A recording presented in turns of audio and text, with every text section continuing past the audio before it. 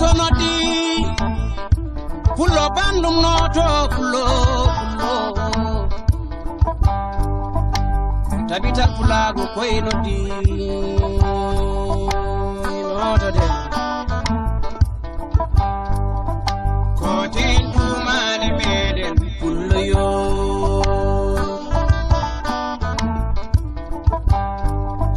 kotin dumane meden pullo yo ndeysan koten dumale meden pullo yo majel maji funnaange gongel jaabima hirnaange ngatamare fiye leydi mawno nen nyalawmaaji sangaji ɗon ɗo kolli belimbe baali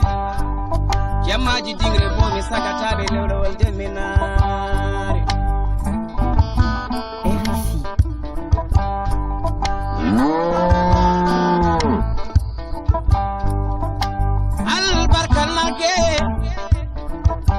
nyalamanage koy nodama e nder leydi men nandi kini kecci galladi jordi kumoji dewle kumtoji haajuji sangade jamma jengi jeewi cikar leydi ndilli tasande kote konti kay dimadi ko nayi ko nyalawma nak jeboden fina tawa fulagu koy koko sam fube ko jambarebe deke fulbe ko sabo juru wotro fone susi wade bowal adandi mi wimo pulago ko biradam kala ko jidane bawla ittu jeaka hen daw gonga yaya ko tendumade men pullo yo ko tendumade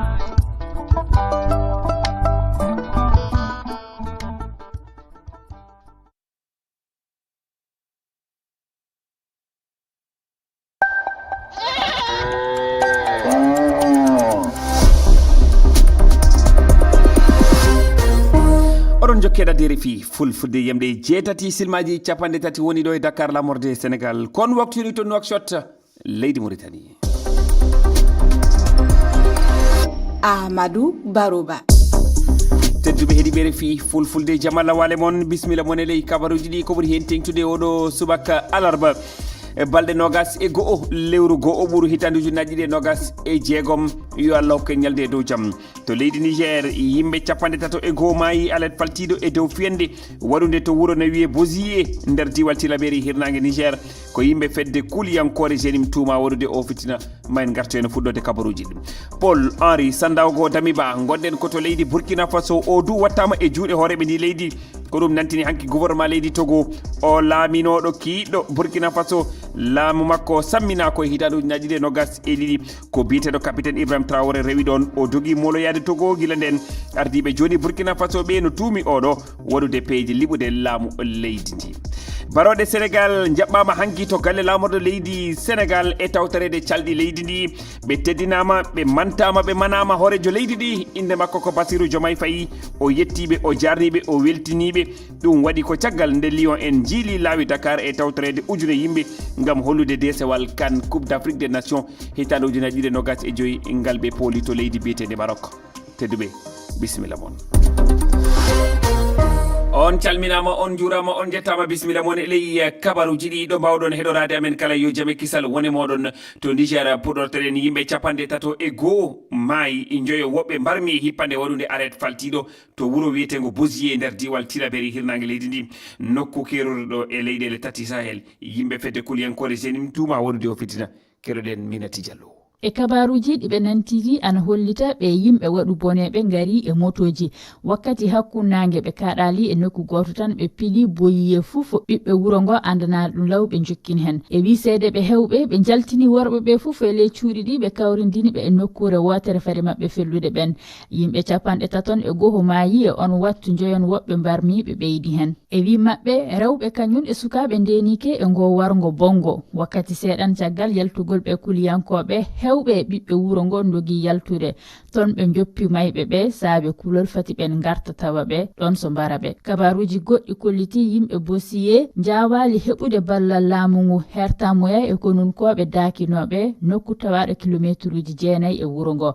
ɓen ngari fa kikire nden woni ko mayɓe ɓe cuura nantini seede goɗɗo. Wakkati fof yimɓe fedde kulliyankore jinimo ana ngaɗa kippanɗe e diwal Tilaberi ko kamɓe ɗum tuma waɗude ngo wargo ngam sakkade ɗi fitinaji hooreɓe gure kewɗe ɓammi peeje ngam renude nokkuje maɓɓe Yeru e Yatakala, Wazarbe kañum e Dolbel. Nokkuje goɗɗe yimɓe muɗum no moloyike e gure mawɗe ɗe hono Tera e Bankilare. Andinde e lewru jana ɓuri ƴaɓɓinu ndu yimɓe noga e ɗiɗo no maayi e hippande waɗande e wuro Takubat. to Éthiopie kam fodde yimɓe 49 taw ko murtuɓe yaaduɓe gouvernement o mbarama e dow jumre caggal fiyande drone ñande 15 lewru ndu gonɗen to Amara e diwal Éthiopie. kono ngu no woni e haɓude e murtuɓe e nder ngal diwal guila duuɓi 3 joni horeɓe leydi ndi no keewi ko waɗata piyanɗe drone en e nder ngal diwal saare ɗiɗo ɓerde ɓurde hewde yimɓe e nder Éthiopie e wiide seede en fiyande waɗi ko e nder Daka yimɓe joguiɓe kaɓorɗe yaaduɓe gouvernement o fodde e temedde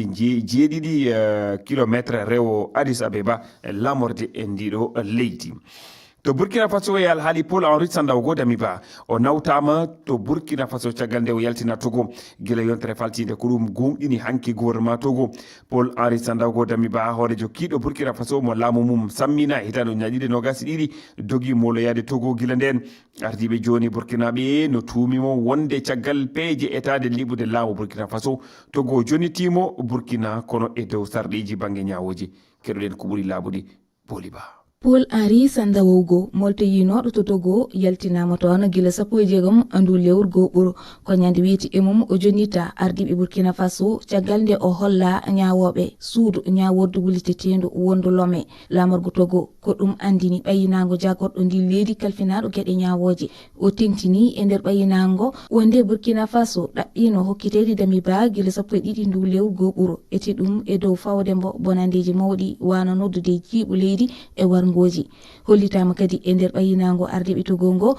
wonde yaltingol Damiba nder leydi mabɓe ndi ina ɗofti tan gollidal fanno ñawoje gongal hakkude leyɗe kadi e ɗoftagol sarɗiji laamu. Jagorɗo Togo toppitiɗo ñawoje holliti hen kadi wonde jaɓugol jonitagol Paul Henri Sandaogo Damiba Burkina Faso no ɗofti sarɗiji wonde ɓandu makko ndu e hakkiji makko ɗi ɗoftate e kadi o dañata ñawore timmude e kadi jukkore mayde fawetake e makko hayso tawi Burkina Faso wurniti nden jukkore e dosgal mum ko ɓoyani ko wonande janfiɓe leydi e siftinde Paul Henri Sandaogo Damiba ittuno laamu Burkina Faso ko e lewru go'ɓuri hitande 2022 caggal nde o samminno laamu Marc Roch Christian Kaboré lebbi 9 defti hen capitaine Ibrahima Traoré sammini laamu makko ngo.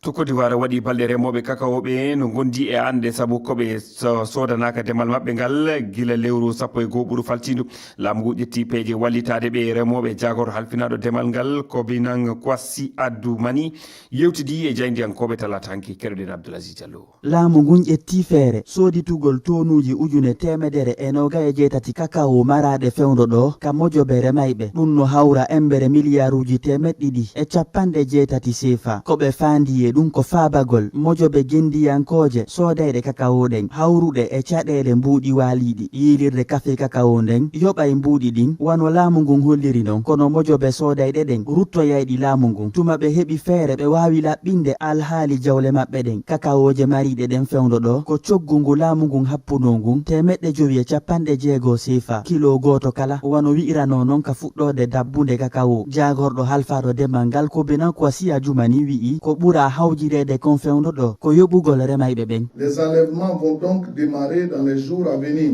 e fuɗɗete adede e ɗe balɗe ɗo fi ɗoytugol ko soña kon ka gese men etoto yeeyugol ngol kadi newo ɓay ko men fandi ko hiwgol remayɓe ɓen yo ɓerɗe remayɓe ɓen fof waalo muradu ndu huɓidama. L'ensemble des producteurs, la situation est désormais sous contrôle. e nder hen o holli wonde tonuji ujune 10 kakao hino yeyede ñande o ñande fewdo ɗo e nder leydi ndin kono e bange ngo faabo ngo laamu ngun waɗani remayɓe ɓen hawrodiri e alhaali mo newaki ka luumo windereyankore ɓay coggu kakaoje ɗen ɗuytori 30 e nder temederewel ko ɗum woni sabu yo ande nden hewtumo kala e nokku mum e jokkuɓe demal e ngeygu kakao. Abdoulaziz Diallo, Abidjan, RFI.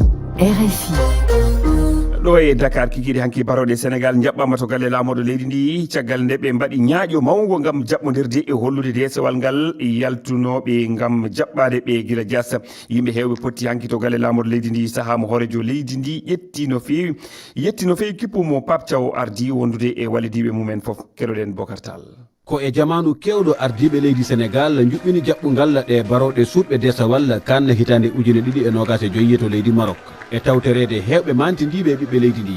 guila e nalankoɓe dilloɓe e cosaan e fina tawa ha e hewɓe e lundo dawro leydi ndi gam ruttude teddugal Sadio Mané e wondiɓe mum hoorejo leydi ndi Bassirou Diomaye Faye holli weltare mum e ndi gañaari mawdi. mi wino ko baroɗe tigi jiiɗen e nder duniral ngal on kaɓaka tan saabu duñaari mba detawol ngal taɓe ɗon ko saabu limagu e wellitare men Sénégal naaɓe foof kaɓama hara wonde fayida nde ala julɗi min jiri e minownogal e jidde leydi ndi ko ɗum waɗi gaddugol ngal ɗo detewol ko tariyankewol sanni. Kalidou Koulibaly capitaine kippu o yetti ɓiɓɓe leydi ndi e kuuɓal e dow inde fettoɓe ɓe o holli wonde aɓe kebli gam addoyde koode goɗɗe. ko rewata e ndi mbuñaari ko eɗen gandi enen fof musidɓe baroɗe addoyde koode goɗɗe ɗum taari fuko koyngal leydi ndi ene tiiɗi amen no feewi eɗen gandi ngol ɗo kadi onon dokkodirnoɗen aadi ni hoodere ɗimmere nde heɓama ko e ballal ɓiɓɓe leydi ndi fof goto e men kala on jarama Sénégal ha yeeso. ngam tengtinde weltare makko e nde Sénégal naaɓe hoorejo leydi ndi andini wonde kala pettowo ma rokke million ngaji 75 CFA wondude e terrain mo mahaka ko ina tolno e 1.5 metreje carré. jonde ko wiwitiyal haali faggudu ko woni waɗude to Davos leydi Suisse no herƴi seeɗa suudu sardiyankoru leyɗele Europe ƴetti pellital dartinde nanodiral wonungal e waɗede hakkude fedde leyɗele Europe e dawlaji dentude Amérique ɗum caggal Donald Trump hoorejo Amérique holli anniya muɗum ɓeydude kadi sagale namin taxe uji e yeeyeteɗi e motoɗi leyɗele Europe fewde Amérique keɗoɗen Oumouba. toɓɓere nde hikka e nde jonde yowitinde faggundu no fawi e daranago yewtereji jonde tumbindirende jooma jawdiɓe hewɓe kono e nder ɗi yewtereji lurra waɗi hakkunde ɓe hooreɓe ko faati e ɗi ngeguji e lewru jeetata ɓoru hitande yawtude nde nanodira waɗano hakkunde Europe e Amérique fi ngengu Donald Trump e ɓifawgo yeeyeteɗi Europe naji 15 nder temedere we so wona jande e baafata ɗon kanko 50 nder temedere we kono Europe kañum hari e ɓi ittugo coggu sagalle duwañi e dow ɗi moƴƴinteɗi e izinji Amérique ma remeteɗi e biyol o hoorejo fedde politique ñamoyankeɓe Pierre Edouard Sterin wawa wonde yo Amérique soodu piiji Europe hara ɓe yoɓali sagalle duwañi kono ɗuɗuɓe ɓe députéɓe ñamoyankoɓe no sikki tun dartingol ngal nanodiral ko faljere Emmanuel Macron jami faransinaɓe ɓen salago teddingo sariya doole Ursula von der Leyen hoorejo sandu toppitindu kisa dental Europe yewti fi alhaali Groenland e biyol makko nde e ɓore Donald Trump ko hunde hulɓinaninde fi kisal hayrisinaɓe e sinuwaɓe e kala jeyaɗo kawtital OTAN. tedduɓe heeɗiɓe koɗo karetene ɗiɗo kabaruji en jetti jarni fof en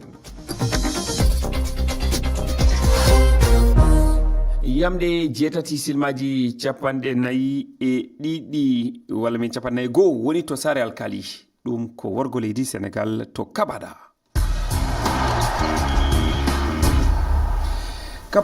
ɗo waɗɗani senoba e diwal kerol hakkude Sénégal e Gambia tedduɓe heeɗiɓe en garat joni e kabaruji ɗi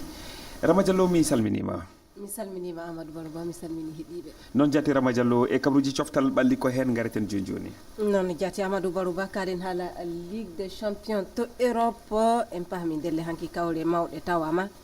hanki Real Madrid holli AS Monaco dowle 6-1 ɗum wonno ko tawa jaltuɗi hakkude ɗo diɗe ɗiɗi Kylian Mbappé waɗi mbadduji ɗiɗi adiɗi Real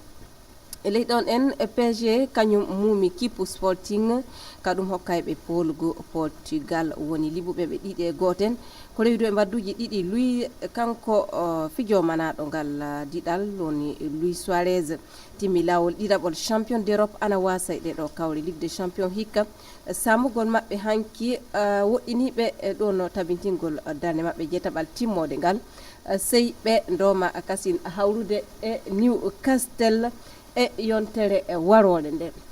wodi du e leyɗon en Arsenal e Inter Arsenal e Inter kamɓe kasi ɓe tawdama e fijo ngo hanki Arsenal hawi Inter 3-1. Tottenham Diallo ken Dortmund 2-1 e kawral tawangal hankingal. Amadou Barouba ko wana ɗum ɗon en kawre ko jokkoji hande Marseille e Liverpool kawral kewgal domede OM ana wawi ɗon fendade fijuwol barajiji hande mabɓe daña fehital ken mabɓe feƴƴide jetaɓal timmode ngan Liverpool kañum won fa joni du ana yeli tawdede équipe uji jetati yeso ɗi so ɗum tabiti ɓe keɓa addane mabɓe jetaɓal hande nde. Rama Diallo fédération sénégalaise de football fedde tammine ballon lato ballon Sénégal hulani wullitande Maroc. Jati fedde nde holli tan e li o wakkati mo hollita Maroc na yiɗi wadde wullitande to CAF e FIFA iɓe keɓindi ɓe kulay ɗum sabo wullitande wakkati kala hunde ko waɗete e fija ballon alhaali o no waldi fu no wonno ko ɓe koyrata ɗum iɓe gonana ɗum fajoni du o jaabu liyo en e on wakkati kamɓen kam mbaali e weltorede ɗo hanki ɓe beltorama ɓe mbarjitama caggal waltirde hoddere ɗiɗaɓelde kan e leydi maɓɓe Amadou Barouba teddungal ɗum wonno ko hooreɓe leydi Sénégal gaɗani noon jati dasitake kono rondeke wadde ɓe dondiɓe ɗum no hannirta ni Rama Diallo jarama. Sénégal ko ujunne temedde yimɓe jaɓɓi hanki fijoɓe maɓɓe fukku koyngal ƴettuɓe kan e nde hitande hikka diɗɗal Sénégal ɓammingal desewal caggal folodiral timmal hakkude maɓɓe e Maroc kono bonondaji ɗi meeɗaka yiyede wadno e ngal folodiral ɗin ko fuɗɗi ko nde arbitre o sali loggol Sénégal o jonni Maroc penaltire e lannoɗe potital ngal eltowo Sénégal e fijoɓe muɗum holli ɓe jamfama keɗoɗen Alpha Oumar Diallo hakkunde makko e Ibrahima Timbi Ba. Alpha Oumar Diallo ko jayniyanke hertoriɗo coftal balli. Alpha Oumar Diallo mi salminima. Salmitama telento. E o alat yawtuɗo e nder ngal dingiral lato ballon Maroc fitinaji bonondaji mawɗi waɗi e nder hen ɓay an hiɗa andi ko fati e fukku koyngal yewtu hen so hawri sifa ɗi no meeɗa yi'ede e nder timmal fijugol ballon no waɗa kono wona ko tawata ɗuuɗiray ni sukkira ni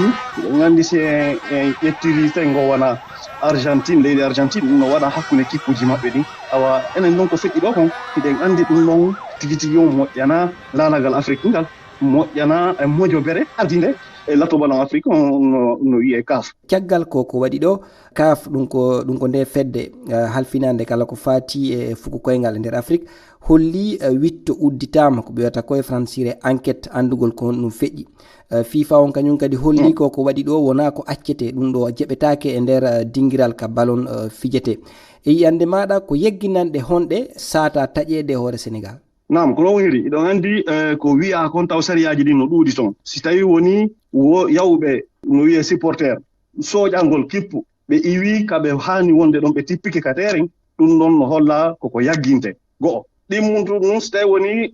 wonɗo ɗewtude ma ɗum wonɓe fijude ɓen tigi iwi kateren yagginande no waɗe wona kippu on fof yagginte mi tañjini ɗon ko Pape Thiaw taw ardiɗo kippu on wonɗo ɗeltude kippu on noon no hasi ko o yaggine fii tawdegol e fijinaaru ballon gasa gila ɗiɗi ma ɗum ha walla tati tawta kadi latoɓe ballon ngo ɓen ɗon kadi no haani yagginede walla ɗiɗo walla tato kamɓe tigi ɓe waɗi ha tawata ɗimmo maɓɓe iwi toon fii yo accitu latugo ballon o tammum ɗum yawɓe wallitagol kippo no gagnira supporter ɓe ɓen ɗon kadi no hasi ko Sénégal lata ballon hara hande kadi hara hay e gooto tawetake toon fi supportugo ɓe ɗum no wiye ka luka France e huis clos donc haray ko suɓuɗe yanginande wona noon woni ko fewti Sénégal si feƴƴi e ngal diɗɗal Sénégal no wawa kadi ko witto uddite ko fati e diɗɗal Maroc kamɓe kadi ɓe fawe yagginanɗe kamɓe kadi ɓe wanno bonondaji e nder ngo fijo si tawi woni ko ñawore moƴƴere wona waɗede min gon miɗo tamjini min gon e hoore pellet ko gonga Sénégal waɗi ellam molana ɗeltowo on waɗi ellam molanaɗo fi honnum fi o landike ɓe wona ndema ɓe acci misugo ɗum no hana ɗum noon tigi tigi on wona ko hani noon kono noon si en daari ko feƴƴi ɓaawo toon kon ka tigi tigi on eɗen andi o saybari o lato ballon sengo Maroc ɓaari o yaltinanoma o joyi o yaltinanoma kankadi o arno dari sengo ka jooji Edouard Mendy o dari ɗon waɗi ɓe haray ɓe joyti sar ɓe tuwoy ɓaare ndiyam no woodi e lakkere no woodi ɓe fittitoto ɓe arno ɗum noon ɓe hoccoɓe ballon kadi si balore ne yalti ɓe hoccitande ɓe laarane ga reer terrain ɓenno fof wawno wujjude serviette mum Edouard Mendy ko fi wota wawa ittude lakkere nden walla ndiyana ko ɓoota kon ka juuɗe makko ɗum ɗo fof wona ko haanino ɗum ɗo fof wona ko haani e nder lato ballon kamɓe kadi ɓe duwa yagginede fi wata ɗum ɗo wawa wattoyde ñande goore kadi e yii kadi wanowa Maroc kamɓe kadi ɓe wullitike ka CAF ɓe torike CAF yo CAF dartono ɗum ɗo yaari ni nde wullitan ɗon no wawa sattinde walla ɓeydude ɗe yagginande ɗe ɓe saati wadde hoore Sénégal no gasa hara ɓa hara woniri ni kamɓe hiɓe tañinni kamɓe kadi no piiji ɗin yarno ɓa hiɓe wolde fi kalama ko yagal fi kala eɗen andi ɗum noon saria on yewta fi ɗum ɗon ton no gasa hara ɗen andi senga ɗon ɓe wawata wiwde wonandema wadde ɗum no ha tawata gasa yagginande yalta kono ɓe wawata wadde ɗum no ha tawata hande kadi fedde halfinade lato ballon Afrique ɗo ha hewti ka aduna wawa wiwde haray hande kadi Sénégal koɓe kuppumo ɓe ƴetti on haray na kamɓe jeeyi ɗum ɗo mi tañini wawata gasirde noon ko ɓe wawa heɓude ɗon ha si ɓe wawa heɓude haray ko yagginande ɗen ɗum ɗo kadi haray wona fi kamɓe ɓe woodi ko fi haray feddeji ɗi halfinaɗi fi lato ballon wona kafo e FIFA o ndaari yurri tigui ka bukkuji maɓɓe ndaari sariyaji ɗum ɗaɗi ɗin haray tigui tigui on ɓe ndaara ɗin noon ɓe ndaara ɓe tawa ɗum ɗo haani ko ɗum ɗo haani yagginande fewta e Sénégal o eltowo Sénégal Pape Thiaw caggal koko feƴƴi ɗo o landike yaafuye o holli kanko tigi o falji o torike yaafuye ɓayti o torike yaafuye ɗum no wawamo wallude hara yagginande fawaka e makko walla hara yagginande ɗe tiiɗaari no hasso ko ron ka tiiɗude kono mi tañini tu yagginande ɗe wawate waɗde ko fi wonandema kanko tigiri o sonkuno se ndaari ɗeltowo kippo Maroc on arno ɓawa woni ko balore nde lanni fi salmingol mo o jaɓali ɗum no fof no wiye toon gollitirgol hoore newende ɗum noon o wawano waɗirde ɗum noon no wiye fair play sengo ɗum no fof si wawama daarede haray yagginande ɗen ɓurtay fewtudemo kono ɓa haray eɗen andi wonandema si goɗɗo bonni o torike hakke kanko tigui o anditi o waɗi kon haana o torike hakke no ɓuyta yagginande wawetede fewtandemo ɗe Alpha Oumar Diallo mi yettima sanne a jarama on weltanama albarka Amadou Barouba tedduɓe heeɗiɓe ko ɗo kaɗeten e ɗiɗo kabaruji jetti jani dennagal heeɗiɓe ɗo ɓe mbawi joɗorade kala yo jaami kesal wone mabɓe en timminirat nde jonde kabaruji taskaram kiwal taridi kona ɗumen jetti e jarni Ibrahima Ba to karallagal to e Inna Bolaro e dennagal nanguɓe golle ɗe haɗum wawi yuɓɓude ɗum rewa lawol no hannirta ni onon sengiɓe e hello Facebook hello YouTube kono kadi e TikTok on jarama sanne e jokkude heɗade RFI fulfulde mbadi kuptidi ndi yo Allah hokku ñalde dow jaam on jarama Kiwal tarindi